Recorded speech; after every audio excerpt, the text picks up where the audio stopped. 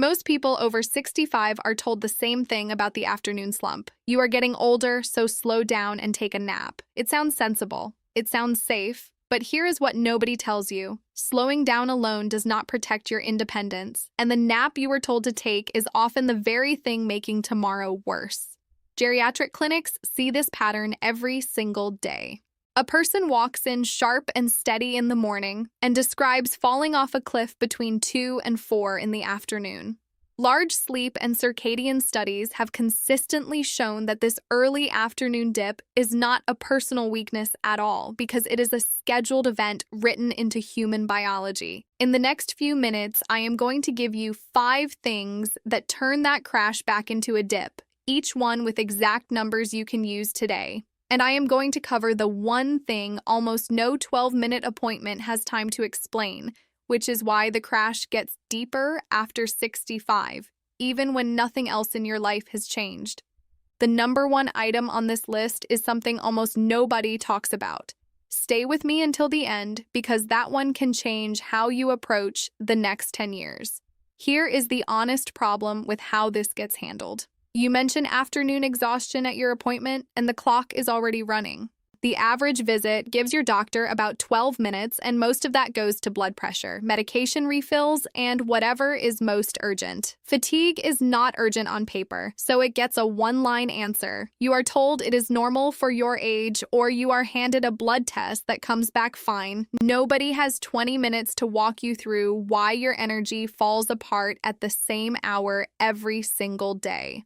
So let me be clear about what I am doing here. I am not here to sell you a supplement or scare you into a course.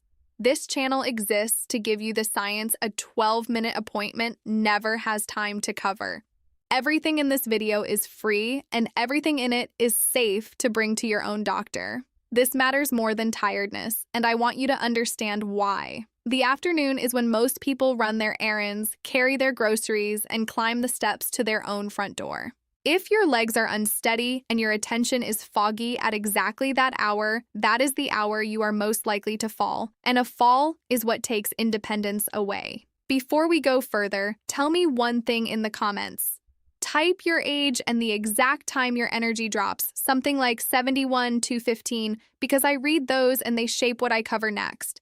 There is one mechanism underneath all 5 items, and everything else in this video hangs from it. Your body runs on a 24-hour clock, and that clock is built to dip in the early afternoon. Every human being has that dip at every age, whether or not they ate lunch.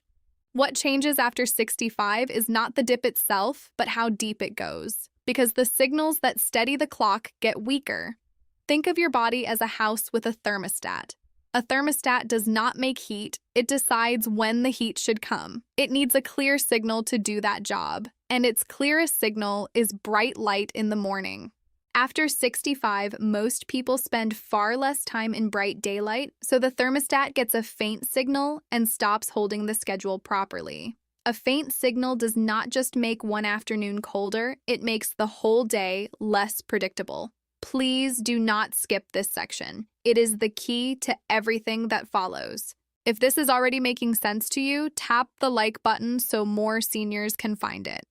That one tap is what pushes this in front of somebody who has been told for years that their exhaustion is just age. Number 5 is 20 minutes of outdoor morning light within 1 hour of waking. Not a bright lamp, not a sunny window with the glass closed, but real outdoor daylight on your face. Here is why this fixes an afternoon problem in the morning. Special sensors in the back of your eye report daylight straight to the clock in your brain. That report is what sets the whole 24-hour schedule, including how deep the afternoon dip is allowed to go. Going back to the thermostat, morning light is the hand that sets the dial for the entire day. Set it late or set it faintly, and the house drifts cold at 2 in the afternoon no matter what you do at 2 in the afternoon.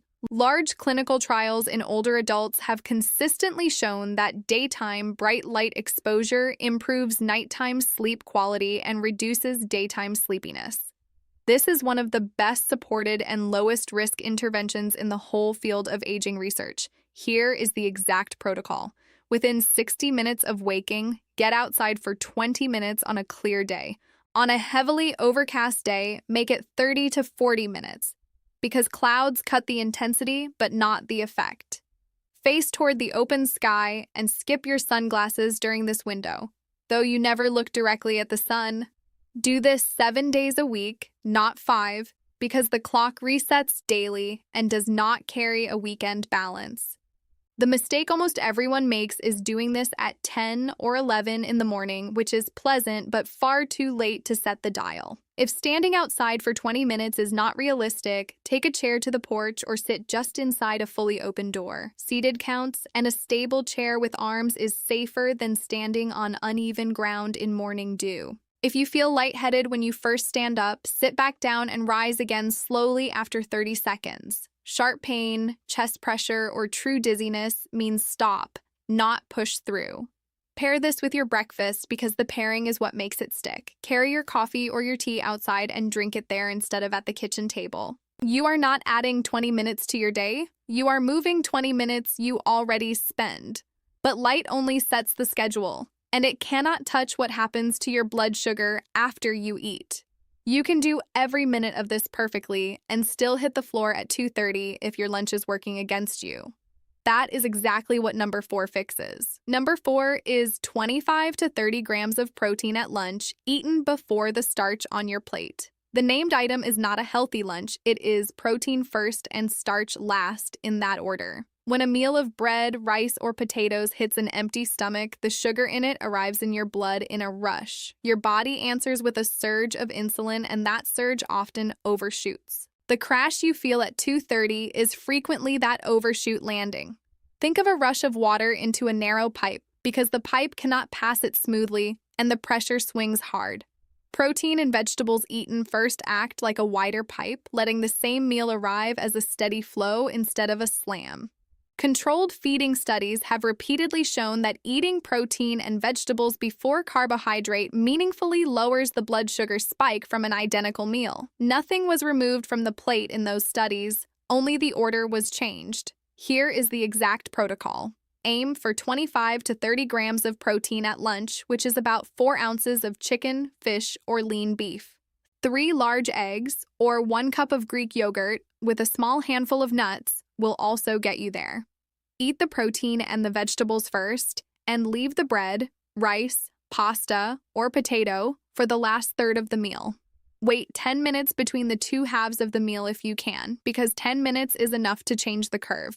The mistake people make is cutting the starch out entirely, which leaves them hungry and rating the cookie tin at 4. If chewing meat is difficult, use fish, eggs, cottage cheese, or a plain protein shake instead.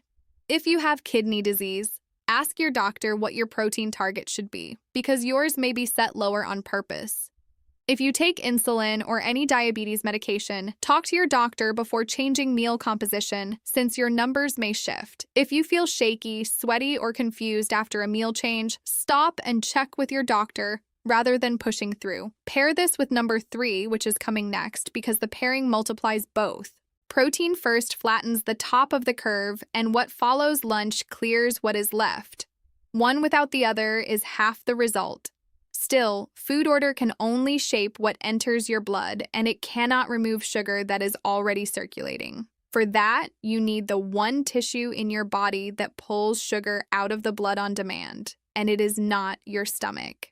That is number 3. And it is also where the number 1 item on this list starts to make sense. Number 3 is a 10-minute walk that begins within 30 minutes of finishing lunch. Not a walk sometime today, but a walk in that specific window. Your muscles are the largest sugar sponge you own. When a muscle contracts, it opens doors on its surface and pulls sugar out of the blood without waiting for insulin. That is the fastest way to blunt a post-lunch crash, and it needs no medication at all. Picture a sponge sitting dry on the counter while the sink overflows. Walking is the hand that squeezes that sponge and drops it into the water. Studies in older adults have consistently shown that short walks taken soon after eating lower the aftermeal blood sugar rise more than one longer walk taken later in the day. The timing does more work than the distance. Here is the exact protocol. Start between 15 and 30 minutes after your last bite and walk for 10 minutes. Keep the pace conversational,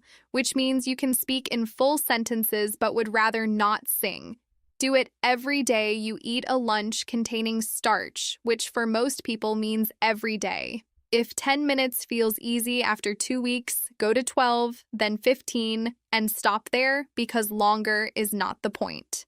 The mistake people make is waiting 90 minutes until they feel sleepy, by which time the window has closed. If walking outdoors is not safe today, march in place while holding a kitchen counter for 10 minutes. If standing that long is too much, sit in a firm chair and do slow marches and heel raises for the same 10 minutes.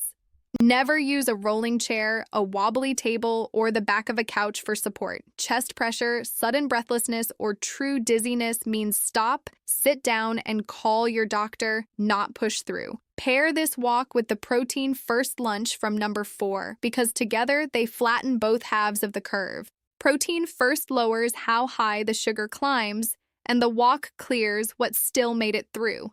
People who do only one usually feel a little better, and people who do both often feel like a different person by 3. But muscle can only pull sugar from blood that is actually moving well. If the volume in your circulation is low, your heart works harder, your head feels light, and no amount of walking fixes it. That is number 2, and it is the most underestimated item on this list. Number 2 is 16 ounces of water taken between lunch and 3 in the afternoon. That is 2 ordinary glasses in that specific window, whether or not you feel thirsty. Here is the part that surprises people. After about 65, the thirst signal itself gets quieter, so you can be meaningfully low on fluid and feel nothing at all. Low fluid means lower blood volume, and lower blood volume means less oxygen delivered to a brain and a pair of legs that are already asking for more. Think of the water pressure in an old house when someone opens a tap upstairs. Nothing is broken, but everything downstream runs weak, and that weakness is exactly what 230 feels like. Clinical work in geriatrics has consistently shown that mild dehydration in older adults produces measurable drops in attention, alertness, and physical performance. It is one of the most common and most reversible causes of afternoon fog there is. Here is the exact protocol. Put a 16-ounce bottle or 2 glasses on the counter right after lunch in plain sight. Finish them before 3 in the afternoon in small amounts rather than all at once. Check your urine color once in the afternoon, aiming for pale straw rather than dark amber. Stop your main fluid intake by about 7 in the evening so you are not up 3 times overnight. The mistake people make is drinking almost nothing until dinner and then a large glass at bedtime, which costs them sleep and does nothing for the afternoon. Put your hand on the counter right now and picture exactly where that bottle is going to sit tomorrow. This one has a real limit, and I want you to hear it clearly. If you have heart failure, kidney disease, or take a water pill, you may have a daily fluid limit set by your doctor. In that case, ask your doctor how much fluid is right for you, and never override a prescribed limit because of a video. Swelling in the ankles, sudden weight gain, or new breathlessness means stop and call your doctor. Pair the water with the walk from number 3 because 1 glass before you step out and 1 after works better than either alone. Fluid gives your circulation the volume, and the walk gives it somewhere useful to go. 2 glasses in 10 minutes is a 15-minute investment for the whole afternoon. Now, everything so far has been one lever at a time, and each one helps on its own. But the crash does not arrive one lever at a time.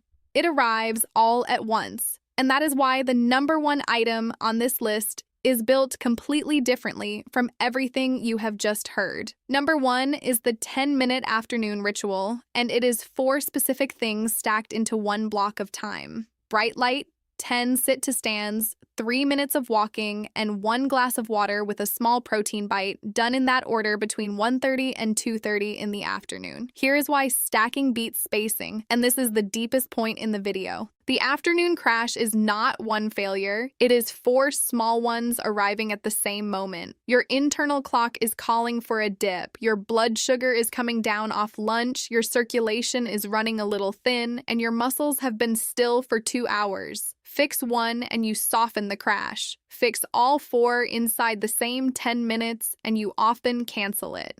Go back to the thermostat one last time. Turning one dial in a house with 4 dials out of position gets you a slightly less uncomfortable room.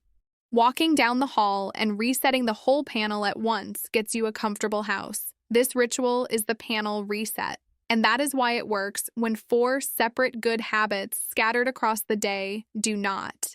Every single piece of this ritual is separately well supported in the research literature. Light exposure for alertness, muscle contraction for glucose clearance, fluid for circulation, and protein for satiety are each established findings, not theories. What this ritual adds is timing, because it puts all 4 into the exact window where your body is least able to help itself. Here is the exact protocol, minute by minute. Start it at the first sign of the dip, which for most people is between 1:30 and 2:30. Minutes 0 to 2, get to the brightest light available, outside if you can, and directly at a window if you cannot. Minutes 2 to 5, do 10 sit-to-stands from a firm dining chair, standing all the way up each time. If 10 is too many, do 2 sets of 5 with 30 seconds between them. Minutes 5 to 8, walk 3 minutes at a conversational pace. Minutes 8 to 10, drink 1 full glass of water and eat about 10 grams of protein, which is 1 hard-boiled egg, a small handful of almonds, or half a cup of cottage cheese.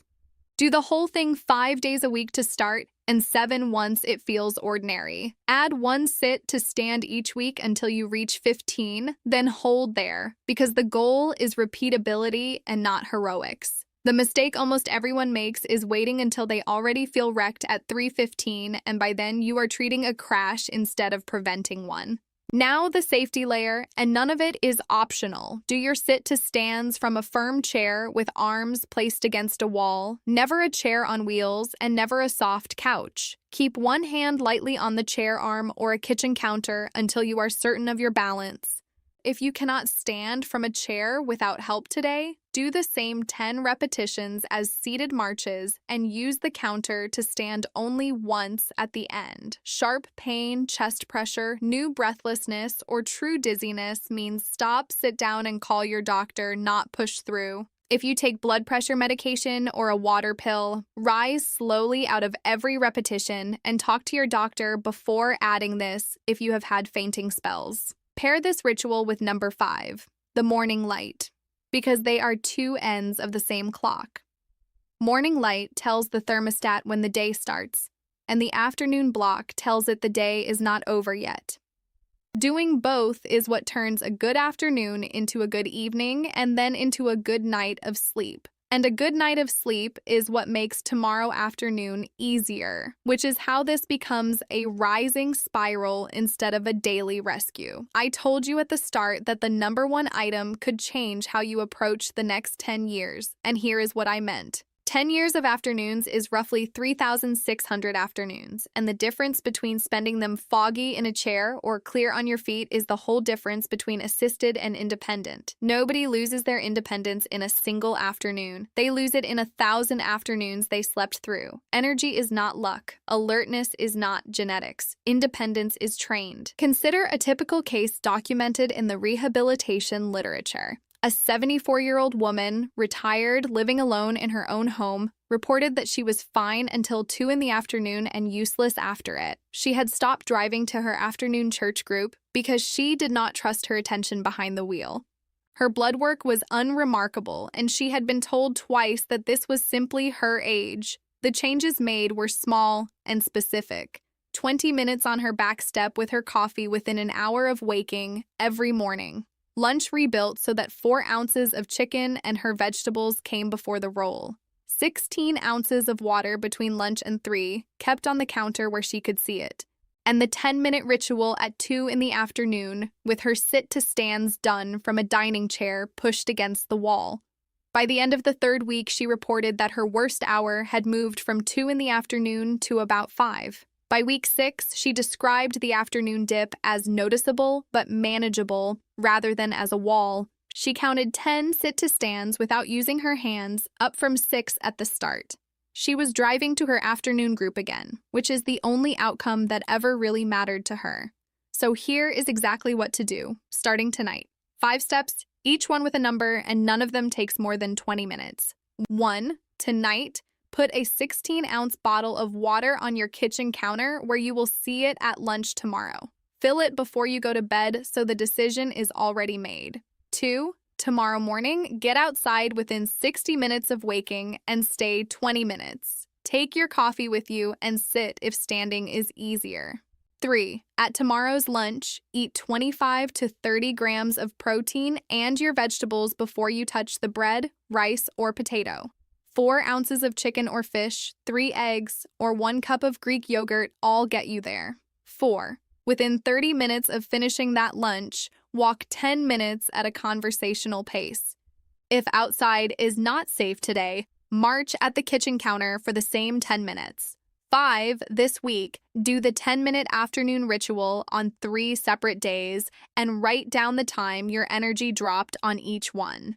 Bright light for 2 minutes, 10 sit-to-stands, 3 minutes walking, 1 glass of water, and 10 grams of protein. 3 days is enough to see the pattern move. Do not start all 5 on the same day if that feels like too much. Start with step 1 and step 4 because those 2 are the cheapest and the most immediately noticeable. Before you go, think of someone in your life who disappears every afternoon and has decided that is just who they are now. A parent, a neighbor, a friend who used to be the one organizing everybody. Send this to them because 10 minutes is a very small ask and they will never find this on their own. And tell me in the comments which of these you are starting tonight. Your answers decide exactly what I cover next. If you want more of this, subscribe to this channel. This channel exists to give seniors the science that a 12-minute appointment never has time for, and every video is free. This video is education, not a diagnosis. Your own doctor knows your history, so bring this list to your next appointment. I'm Judy Vance. Don't forget to subscribe and live longer.